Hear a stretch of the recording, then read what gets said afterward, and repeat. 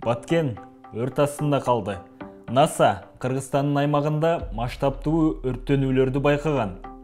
Өрттөн чыгуусун каттоого алган FIRMS системасы масштабтуу өрттөнүүлөр Кыргызстандын гана аймагында болуп жатканын көрсөтүп турат. Жарандар жашаган аймакта жарылган снаряддар масштабтуу өрткө алып келүүдө. Өрт айрыкча Аксай Кыргыз айылынын жана Варух Тажик айылынын аймагында болуп жатканын байкасак болот. Варух Кыргыз аймагы менен курчалган анклав. Картага таянсак, өрт көбүнесе Кыргыз тарапта. Өзгөчө 2262 жашоочусу бар Аксай айылында болуп атканын көрүүгө болот. Кол салуу тажик тараптан болгонун ушул айылдын тургундары тартып алган сүрөттөр тастыктап турат. Тажик аскерлери Кыргыз мектептин чатырына өздөрүнүн өлкөсүнүн желегин илип алып, тажик тилинде "Мына Тажикстан, Кыргыз мектеби, Тажикстан алга" деп кыйкырып жатышканын социалдык түйүндөргө тараган видеодон көрүүгө болот. Фактчек жана политклиниканын журналисттери мектеп кыргыздардыкы экенин тастыкташты. Видеодон Хаджаев атындагы орто мектеп деген жазууну көрө алабыз. НАСАнын картасынан көптөгөн таянактарды чыгарсак болот. Мисалы, тажик аскерлери жарандык объектилерди жана инфраструктураны өрттөп жатышат. Эки тараптын ок атууну токтотуу келишимине карабай, бир нече убакыттан кийин тажик аскерлери кайрадан ок ата башташты.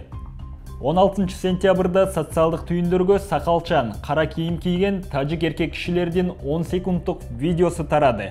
Видеодо кара кийимчендер, кээ бири камуфляж кийингендер өздөрүнүн автоматтарын текшерип жатканын көрүүгө болот. Видео тартып жаткан киши "Мына биздин жигиттер" дегени да угулуп турат. Башка айылдарда аткылоого кабылганы катталган. НАСАнын спутниги Арка Кыргыз айылында да өрт чыкканын жана бир нече үйлөр талкаланганын белгилеген.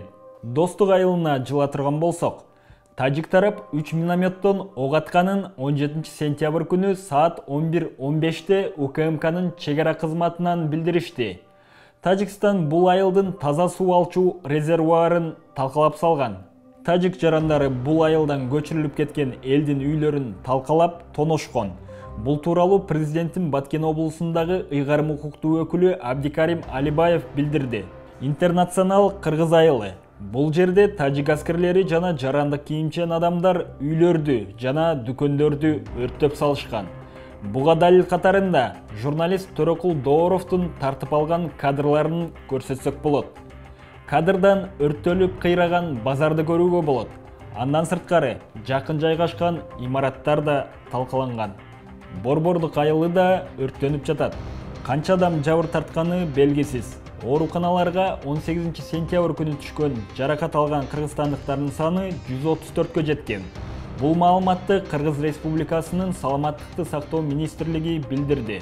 Тажикстандын баскынчылыгынын жыйынтыгында Кыргыз-Тажик чегарасындагы Баткен жана Лейлек райондорунан 7 айылдын, Баткен шаарынын жана Ош облусунун Чоңалай районундагы Жекенди айылынын тургундары өз үйүн таштап качууга мажбур болушкан. Эл аралык ММКларда бул окуяны конфликт деп чагылдырып жатышат. Чындыгында бул кол салуу, баскынчылык, басып кирүү болуп саналат. Бул видео менен бөлүшүңүз. Биздин баракчалардан бул видеонун орус жана англис тилиндеги версияларында бөлүшүңүз. Далилденген маалыматты таратууга жардам бериңиздер.